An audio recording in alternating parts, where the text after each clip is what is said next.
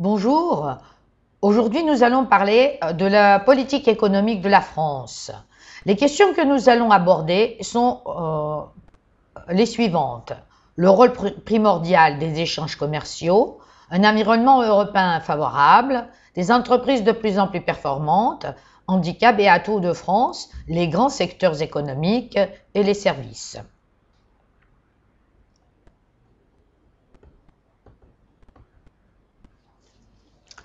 Avec un produit intérieur brut, c'est-à-dire PIB, de 1288 milliards de dollars en 1993, la France est la 5e puissance économique et le 4e exportateur du monde.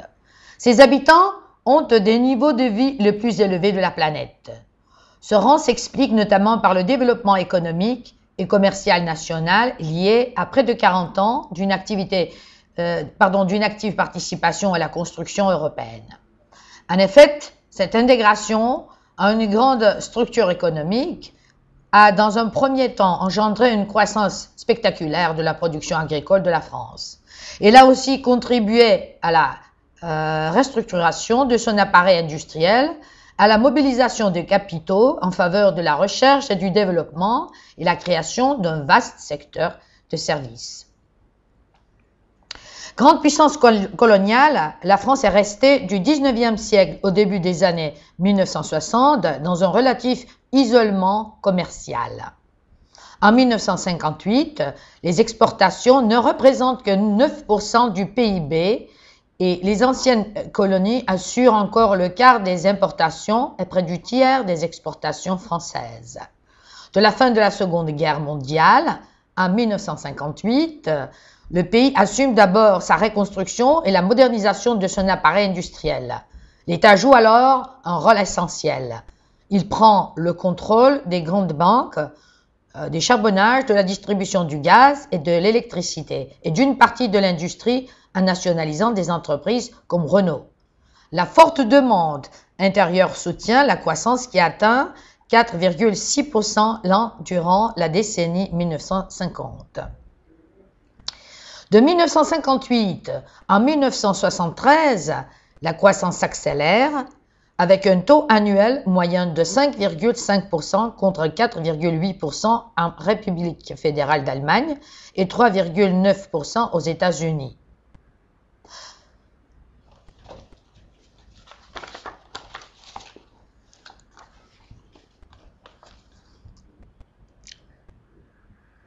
La décolonisation puis l'adhésion à la communauté européenne du charbon et de l'acier, CECA, en 1951, à la communauté économique européenne en 1957, bouleversent les structures de l'économie et rompent l'isolement commercial du pays.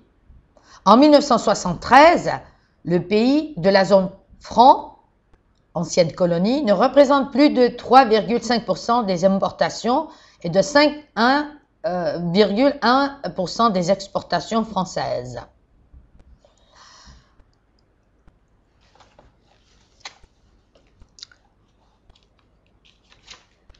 L'industrie française occupe le 5e rang mondial et la 2e place dans la communauté économique européenne et aujourd'hui c'est l'Union européenne. Les industries traditionnelles, sidérurgie et textile, sont en crise. D'autres industries, aviation automobile, agroalimentaire, chimie, produits de luxe, conservent une place intéressante, tandis que de nouvelles industries se développent dans des centres de recherche créés récemment, les technopoles. La France industrielle, en plein essor jusqu'en 1970, marque un coup d'arrêt avec le premier choc pétrolier de 1973. C'est la mise en évidence d'un certain nombre de faiblesses. L'État apporte son aide pour encourager la formation et les investissements. Il s'agit maintenant de motiver les ouvriers et les patrons pour gagner cette bataille industrielle si la France veut garder en 1993 la place qu'elle occupe aujourd'hui. La modernisation des entreprises n'a pas été assez rapide ou mal réalisée, en particulier faute d'investissements suffisants dans la recherche et l'équipement. La distribution des produits en France et à l'étranger est souvent mal adaptée. On ne tient pas assez compte du goût des consommateurs, on ne sait pas faire connaître les produits.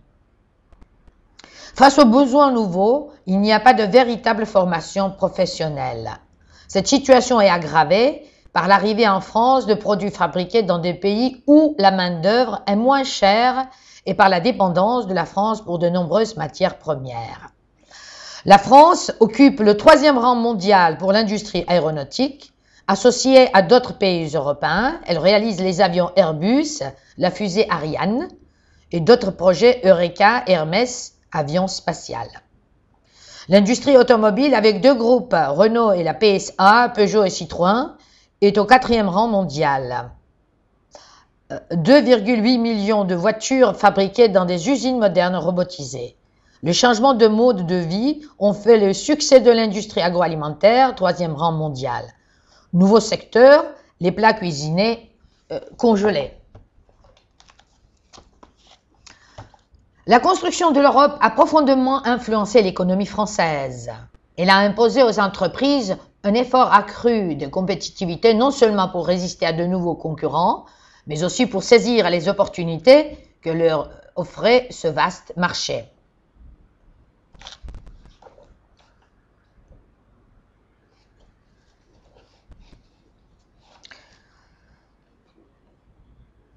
L'application du principe de la libre circulation des hommes, des marchandises, des services et des capitaux développé en 1993 dans le cadre du marché unique a ouvert aux entreprises françaises un espace d'échange qui concerne 348 millions de consommateurs.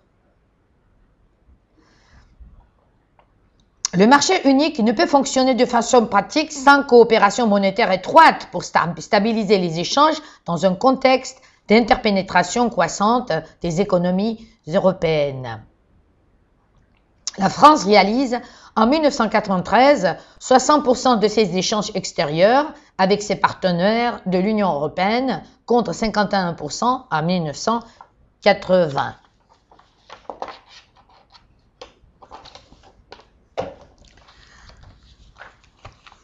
La France consomme près de 200 millions de tonnes équivalent pétrole par an.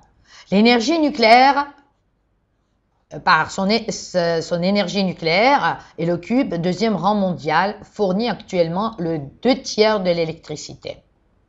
La France ne dépend plus que pour moitié de l'étranger malgré une consommation croissante. En moyenne, 6000 kW par an et par habitant. L'emploi du charbon diminue, cher à exploiter en France ou à importer. L'importation du pétrole, bien que réduite depuis 1973, reste nécessaire comme pour transport, chauffage, à cause de la faiblesse des gisements français, 4% de besoin. Le gaz, gisement français presque épuisé, est importé d'Algérie, de la Russie, des Pays-Bas, de Norvège.